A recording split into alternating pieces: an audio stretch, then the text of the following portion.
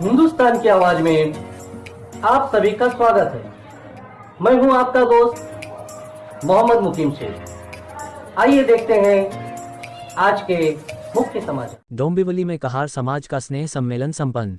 मुंबई से वरिष्ठ पत्रकार कपिलदेव खरवार की रिपोर्ट।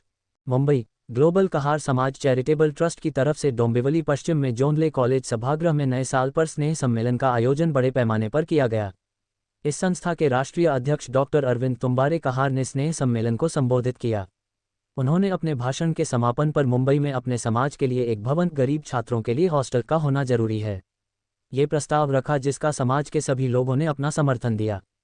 इस मौके पर डॉक्टर संतोष पठारे, राष्ट्रीय उपाध्यक्ष सुजीत गौड़, राष्ट्रीय महासचिव डॉक्टर बबन तुम्बारे, राष्ट्रीय सलाहकार उमाशंकर कहार, प्रदेश अध्यक्ष राजस्थान गीता गौड़, कृष्णा गौड़ ने भी स्नेह सम्मेलन को संबोधित किया।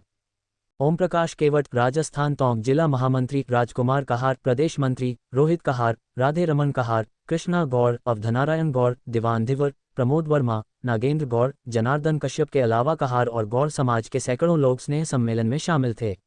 आरंभ में कहार समाज की कुलदेवी मुंबा देवी की तस्वीर पर माल्यार्पण कर दीप प्रज्वलित किया गया। समापन पर आयोजक राजेश खन्ना, ऐश नारायण गौड़ ने सभी मंचासीन अतिथियों को शाल और गुलदस्ता देकर उनको सम्मानित किया। कार्यक्रम का सूत्र संचालन और दिल से आभार प्रदर्शन शेष नारायण गौड़ ने किया। मैं हूं हिंदुस्तान की आवाज का पत्रकार कपिलदेव खरवार। आज मुंबई का उपनगर डोंबिवली में योंधले सभागृह में ग्लोबल कहार समाज चैरिटेबल ट्रस्ट की तरफ से स्नेह सम्मेलन का आयोजन हुआ था। इसमें संस्था के ग्लोबल कहार चैरिटेबल ट्रस्ट के राष्ट्रीय अध्यक्ष अरविंद जी हमारे साथ हैं। तो आइए मैं ज़्यादा कुछ न कहकर अरविंद जी से इस कार्यक्रम के बारे में जानना चाहता हूं। आइए अरविंद जी, आपका हिंदुस्तान चैनल में, न्यूज़ चैनल में आपका हार्दिक स्वागत है। आप इस कार्यक्रम के बारे में, कैसा कार्यक्रम आपने आयोजन किया था, इसके बारे में हमारे चैनल के दर्शकों को बताएं।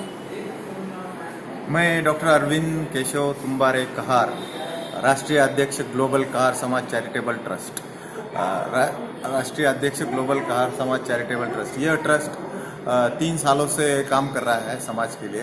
कहार समाज की जितनी भी जाति उपजातियां हैं, 100 से ऊपर जातियां हैं, इनके लिए इनका आर्थिक, सामाजिक और राजकीय स्थिति सुधारने के लिए हम लोग समाज के लिए काम कर रहे हैं। आज डोंबिवली में ट्रस्ट की ओर से वधूवर परिचय और शादी ब्याह के प्रॉब्लम, रोटी बेटी व्यवहार के बारे में ये परिचय सम्मेलन आयोजित किया गया था।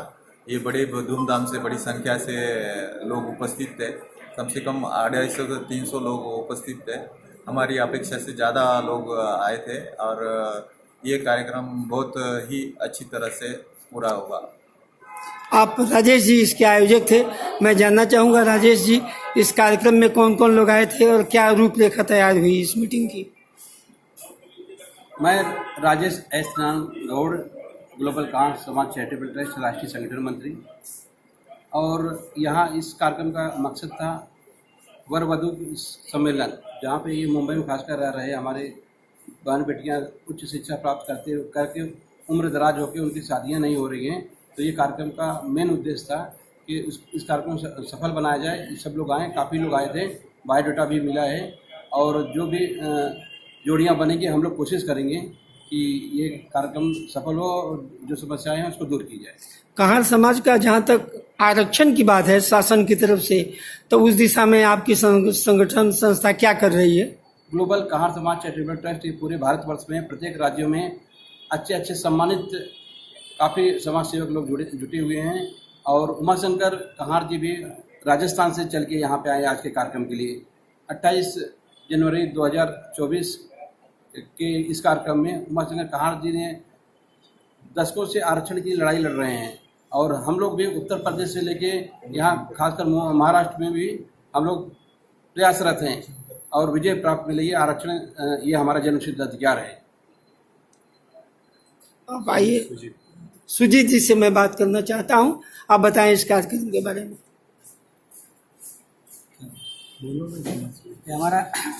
मैं ग्लोबल कहार समाज चैरिटेबल ट्रस्ट भारत का राष्ट्रीय महासचिव हूँ।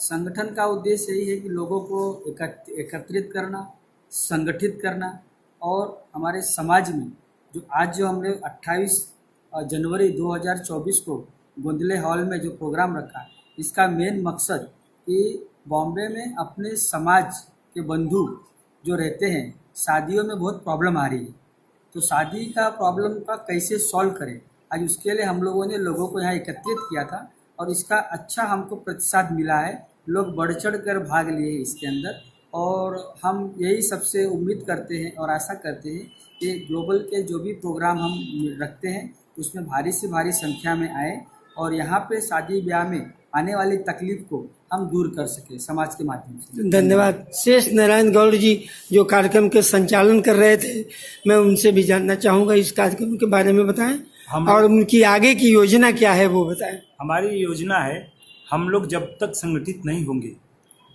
हमारे कहार समाज के लोग, और इतनी संख्या में हम लोग दिल्ली तक इसमें अपनी बात पहुंचाने की कोशिश कर रहे हैं, शायद हमारी बात को सरकार सुने, उनके कान में जाए और हमारे समाज को आरक्षण की जो लड़ाई लड़ रहे हैं हम, उसमें हम सक्सेस हो। अब कहाँ तक कामयाब है उत्तर प्रदेश में आपका संगठन? जैसा कि आप शिवपाल यादव जी आए थे बांद्रा के रंग शारदा हॉल में, उसमें आपने निवेदन दिया था, मैं एज ए पत्रकार उस कार्यक्रम में शामिल था, तो उनका क्या आश्वासन था, क्या रेस्पॉन्स था? वो लोगों ने उन्होंने आश्वासन दिया है कि हमारी सरकार आएगी तो हम जरूर इस समाज को जो भी आरक्षण की विषय की लड़ाई आप लोग लड़ रहे हैं, हम जरूर दिलाने की कोशिश करेंगे। हमारे बीच इस सभा के लिए आप आए थे, कोटा से उमा शंकर जी आए हुए हैं और उन्होंने तो कई बार राजधानी एक्सप्रेस तक को भी रोक दिया था रेल रोको आंदोलन के माध्यम से, तो वहाँ के बारे में थोड़ा और यहाँ के बारे में भी कार्यक्रम में शामिल होकर के आपको कैसा लगा, अब बताइए हमारे चैनल के दर्शकों को। हमें महाराष्ट्र में आकर के बहुत अच्छा लगा और अब हम राजस्थान ही नहीं पूरे भारत में अरविंद जी सर के नेतृत्व में आंदोलन चलाएंगे और हमारे समाज के लिए आरक्षण जब तक नहीं मिलता हम चैन से नहीं बैठेंगे और यदि हमारी मांग को सरकार नहीं मानती है तो हम आगामी समय में जो हमने 2012-13 में सड़क रेल रोको आंदोलन किया था, वैसे ही दिल्ली मुंबई रेलवे ट्रैक को एक बार फिर से जाम कर देंगे।